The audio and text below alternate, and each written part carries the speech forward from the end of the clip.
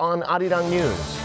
The Korean government decides to draw up a supplementary budget this month for money to fight the country's fine dust pollution and to support the economy in the face of risks at home and abroad.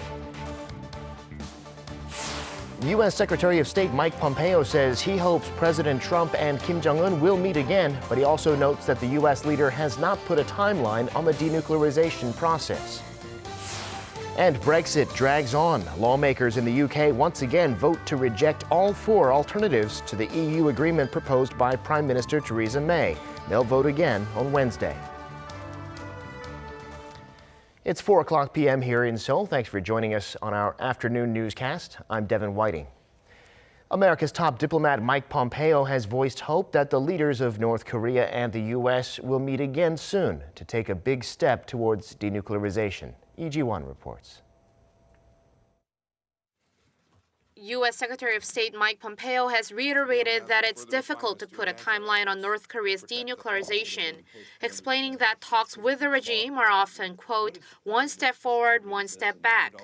During an interview with a Pennsylvania radio station, which aired on Monday, Pompeo noted President Donald Trump's words that there is no timeline in resolving North Korea's denuclearization. But he added that the regime is not doing great under the current sanctions and that the sanctions will speed up the denuclearization timeline. Pompeo also indicated he was hopeful President Trump and North Korean leader Kim Jong-un would meet again in the coming months to achieve a substantial step along the path to denuclearization. He added that Pyongyang would be able to enjoy a brighter future once such measures are taken. The two sides have been at a standstill, with North Korea saying it wanted a gradual rollback of its nuclear program in exchange for the partial removal of sanctions at each step, while the U.S. is asking Pyongyang to take concrete denuclearization steps and provide an overall roadmap in exchange for sanctions relief. Meanwhile, Washington's cooperation with its allies on the matter continues, with Seoul and Washington's foreign ministers meeting last week. The State Department said Monday that the two ministers discussed coordinated efforts to achieve the final fully verified denuclearization of North Korea, as well as updating each other on respective engagements with the North. Praising the enduring strength of their alliance, the two sides also shared their commitment on trilateral cooperation with Japan and on their economic ambitions in the Indo-Pacific region. 이지원, Arirang News. The defense chiefs of South Korea and the U.S. held their first face-to-face meeting in Washington on Monday, and they reaffirmed the allies' defense posture on the Korean peninsula. Kim Ji-yeon reports. Washington's acting defense chief has hailed the recently concluded Dongmaeng joint military exercise between South Korea and the U.S. as a big success, adding lessons were learned that could be applied in drills set for September. Patrick Shanahan made the remarks after his meeting on Monday with visiting South Korean Defense Minister Chung Kyung-do at the Pentagon. I don't think we're scaling back exercises. I think we're building capability. We want to make sure that there are no gaps or seams and that we continue to build on these exercises. We're going to talk about the September exercises and the lessons learned from these ones in March. Chung also said the drill was successful, adding it was an opportunity to test the eventual transfer of wartime operational control from the U.S. to South Korea. Seoul's defense ministry also said the two allies agreed that the comprehensive military agreement signed by the two Koreas last year has helped alleviate military tensions on the Korean peninsula and will continue to support efforts to carry out the inter-Korean agreement. The agreement could serve as an exemplary case to militarily support Seoul and Washington's diplomatic efforts for the complete denuclearization of North Korea. The face-to-face meeting between the defense chiefs is seen as an effort to dispel concerns that a downsized joint military exercise aimed at not angering North Korea has no impact in the allies' defense posture, even as denuclearization talks hang in the balance after the Hanoi summit. North Korea stopped the testing of nuclear missiles, and we stopped the joint military exercises. But if the process of denuclearization doesn't evolve in the future anymore, then why do we just stop and resume the joint military exercise? I think that's something that has to follow through. The Ulje Freedom Guardian joint drill, usually held in August every year, is to be replaced by the Dongmaeng exercise planned for the latter half of this year. Kim Ji-yeon, Arirang News. Meanwhile, the deputy chief of South Korea's National Security Office, Kim Hyunjoong, met on Monday with his U.S. counterpart, Charles Cooperman, to discuss the upcoming Moon-Trump summit. After the meeting at the White House, Kim briefly told reporters that the talks went well. He did not respond to other questions, but it's likely they worked on the agenda for the April 11th summit. He might have also discussed ways that South Korea could mediate between North Korea and the U.S. on denuclearization. The North is demanding a step-by-step approach, while the U.S. is demanding a full package denuclearization deal. Kim is also reported to have further discussed North Korea with members of the U.S. Congress before leaving on Wednesday.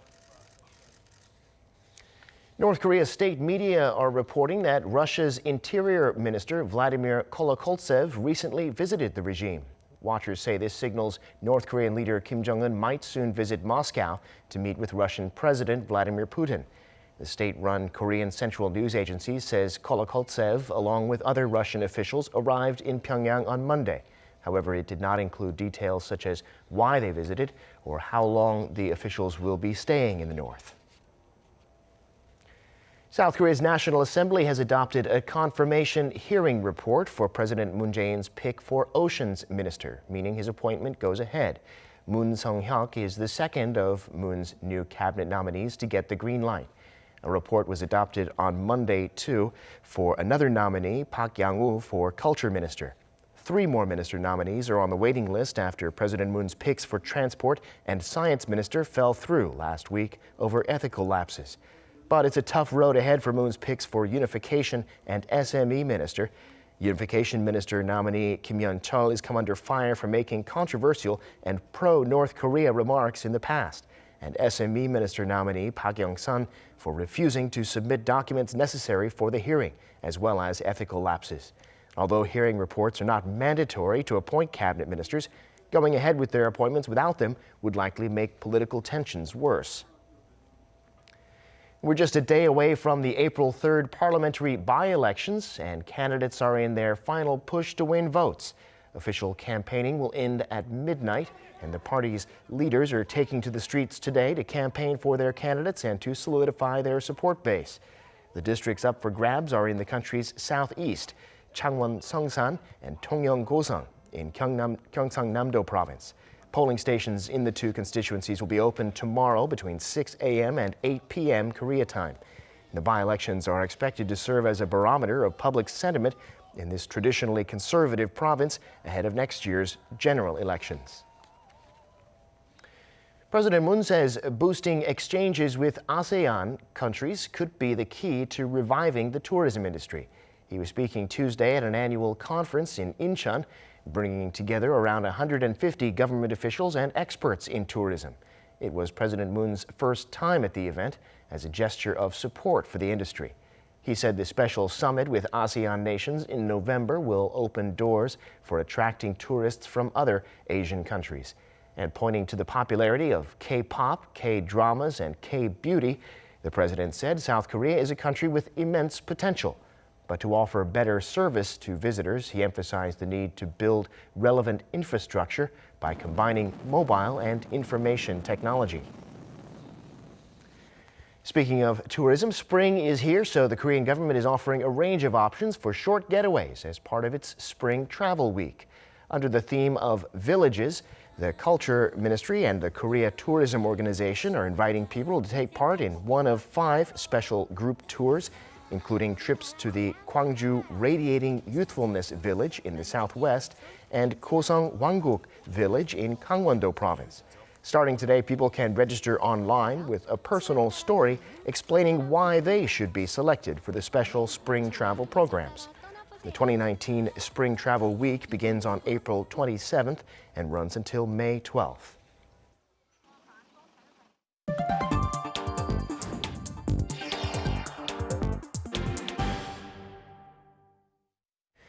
The government is seeking to draw up a supplementary budget this month to try and solve the fine dust problem and to breathe life into the slowing economy. Officials say they'll submit a proposal to the National Assembly in the coming weeks. Kim Min-ji reports.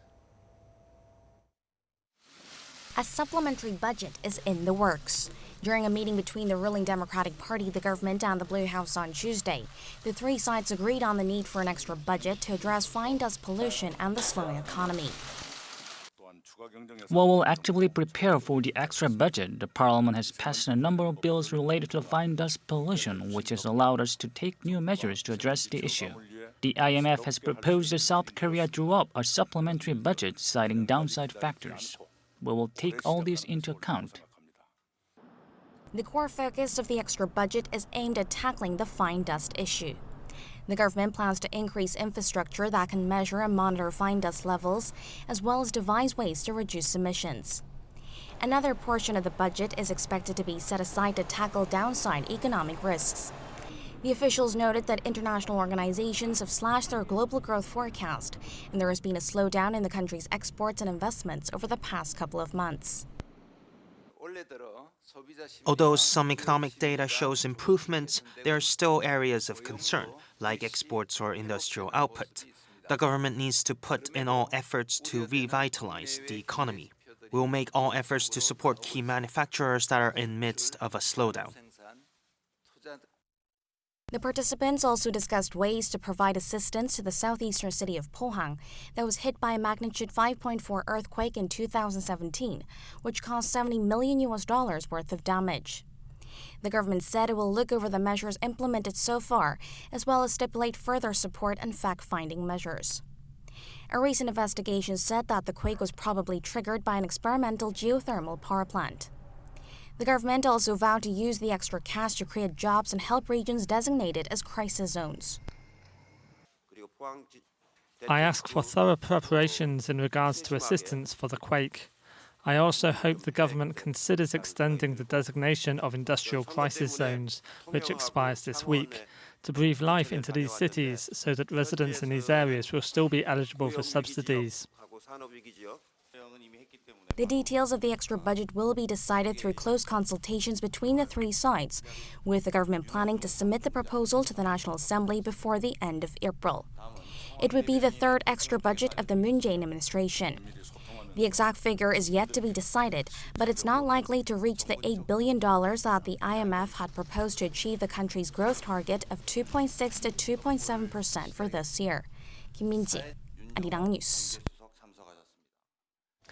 And it's time now for a look at the market action today in Korea and around the world. And for that, we're joined by Mr. Daniel Yu, Global Strategist at Kiwoom Securities. Thanks for making time this afternoon.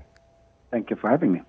So we started the week off in positive territory, pretty much across the board, here, Wall Street, elsewhere. Mr. Yu, walk us through the action on the Korean markets today. We're seeing optimism on a revival in China's manufacturing.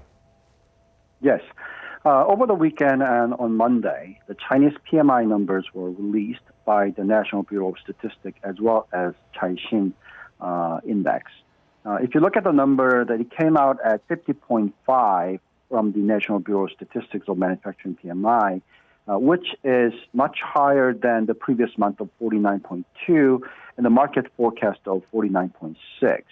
Also, the Caixin manufacturing PMI, which looks at much more small and mid-cap companies, and that number came in at 50.8, exceeding market expectation of 50.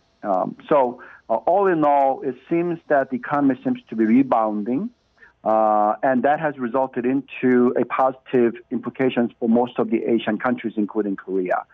As far as the service PMI numbers, also it came in at 54.8, which is a slight increase from previous month of 54.3. So as we've been worrying about China slowing down and economic growth rate slowing to below 6%, that might have a negative impact on the Asian countries in general. That was the concern, but the actual numbers are coming through that the economy seems to be stabilizing, and that is affecting positively on Korean market. And Korean market has gone up on Monday as well as today. Today, a little bit slightly less, but yesterday quite significantly over 1%. Yeah, investors clearly responding positively to that. And stocks on Wall Street overnight, they were up more than 1%, significantly more. Again, there's the China manufacturing data, which is also lifting other markets in Asia. Yes, if you look at the PMI numbers, not just the Chinese numbers were coming in better than expected, but also the U.S. numbers were coming in at better than expected. The ISM manufacturing PMI in the U.S. rose to 55.3 in March from 54.2, and the market expectation was only 54.5, so well above the expectations. It seems that there has been faster increases on new orders, production, as well as employment. So the business confidence in U.S. seems to be quite stable at this point in time. That has resulted into quite significant rally of the U.S. market. The Dow was up more than 1.27%. NASDAQ was up more than 1.29%. S&P was also up 1.16%. That feed into quite significant rally yesterday of the Asian market as the Chinese number as well as U.S. numbers are doing better. But as for the today, it seems that they're taking a little bit of a breather. Asian markets are rising a little bit more, but nevertheless, the level of the rise seems to be a bit more less than compared to the yesterday, because there's been some continuation of the worries about China-U.S. trade talk agreement, whether that's going to be settled anytime soon. Yeah, that's one risk, and there are others too, obviously. Let's talk about Brexit. The House of Commons had several options laid out for it, but again, rejected all four of them in the latest vote. They're going to vote again on Wednesday, though, UK time. What influence is that going to have on the markets? Right. If you look at just if that deal does not go through and there's going to be no deal Brexit, that could be definitely negative news for the market. However, though, whether or not this Brexit is going to impact the market to the level where European economy is going to undergo a recession, I think that's a very unlikely case. Already that 2018, the Stocks 50 European index was down 14.3% because of this concern of the uncertainties regarding to the Brexit, as well as the Italian budget issues and French yellow vest demonstration issues and all that, has affected quite negatively for the economy as a whole. But still, though, European economy is growing, not going into the negative territories in terms of growth rate. We're looking at 1.1% growth rate in the first quarter, but it is going to slightly pick up to mid 1% level. The reason for that is because continuation of the very strong domestic economies of the European markets. If the service sector as well as the unemployment ratio seems to be quite stable, retail sales seems to be fairly stable as well. Furthermore, European Central Bank is expected to come through with a more monetary easing through TLTRO program, which will be lending more. So therefore, yes, the Brexit is a concern, and it's going to take some time for it to settle. But nevertheless, the level of the slowdown of the economy is not going to the level of recessionary territories. So if that's the case, the European market is not going to drag down the global economy as a whole. All right, got it. And we'll know more in the days to come. We'll have to leave it there, though. Daniel Yu from QM Securities, thanks for your time this afternoon. Thank you very much. And moving on to some more economic data, Korea's consumer prices for March rose at the slowest pace since July of 2016. According to Statistics Korea, consumer prices edged up 0.4% on year last month due to lower global oil prices and vegetable prices. Prices of petrochemical goods fell nearly 10% on year, while vegetable prices plunged by nearly 13%. Core inflation, which excludes food and energy prices, rose 0.8% on year. Samsung Electronics and SK Hynix, the country's leading memory chip makers, spent a record amount on research and development last year. Samsung said it invested almost $17 billion in R&D in 2018, up 11% from a year earlier.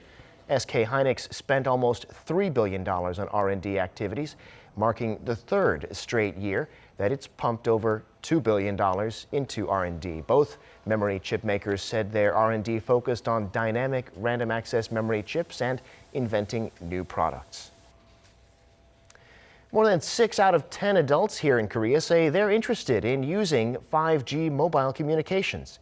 According to a survey conducted by the local agency Research and Research on 1,000 people aged between 20 and 59, 63% said they're interested, and about half of the respondents who'd like to use 5G said they'd be willing to replace their phones to use 5G.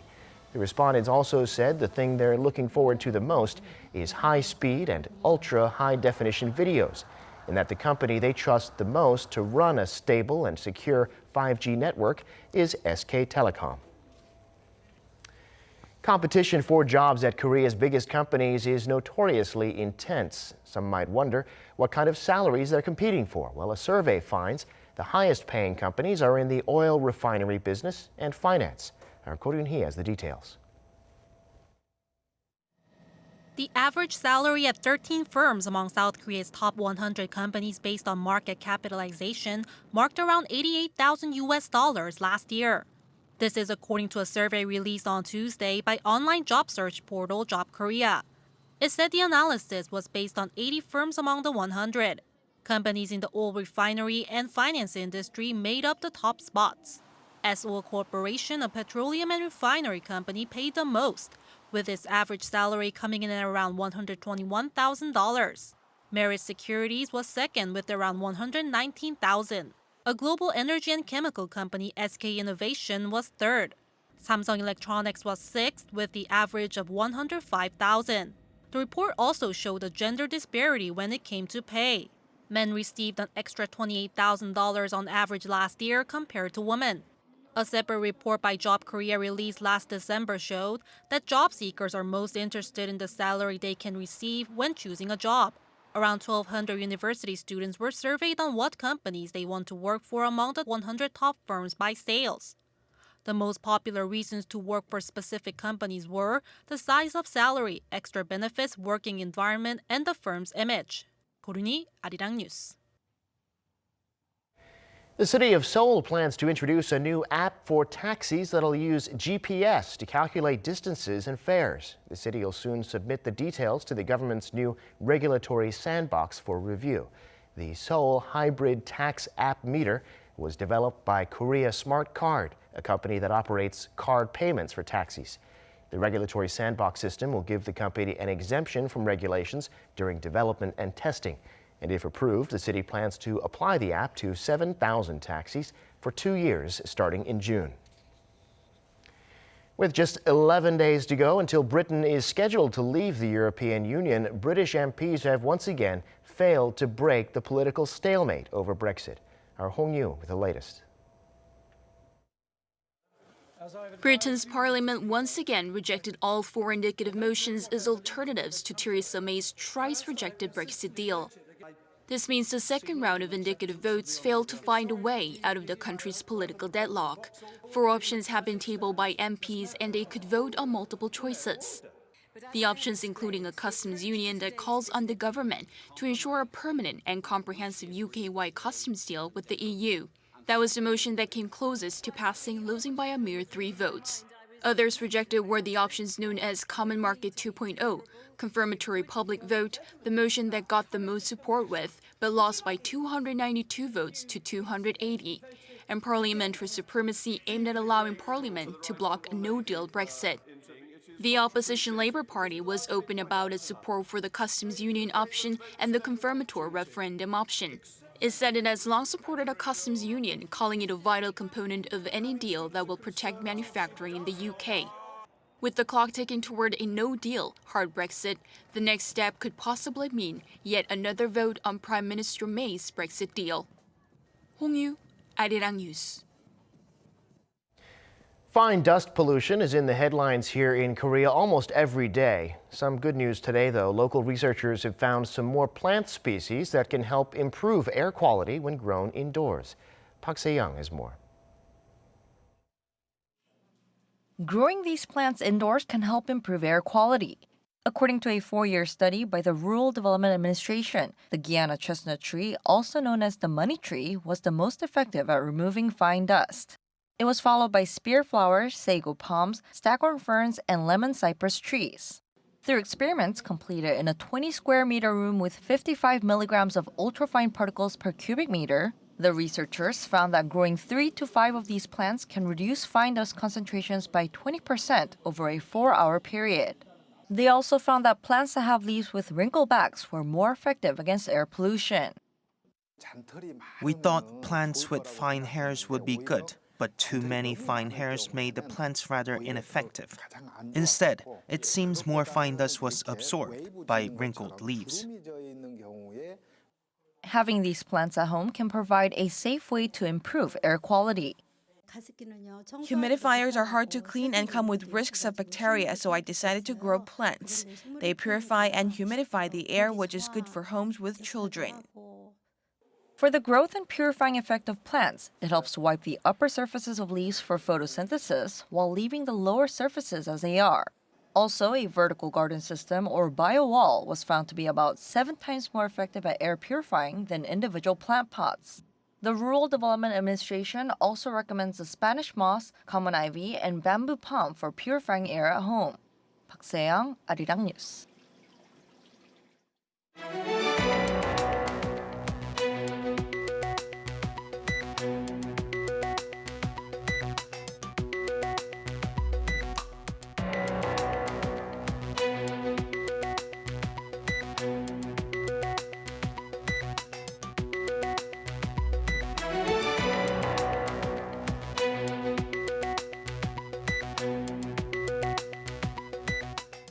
And that brings us to the end of this newscast. Thanks for being with us.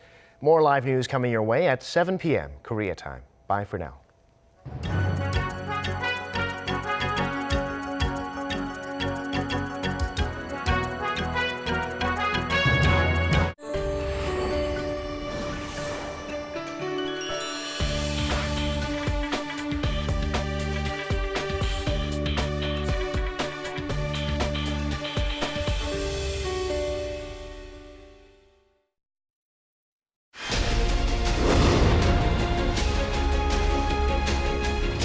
Daily news you need to know.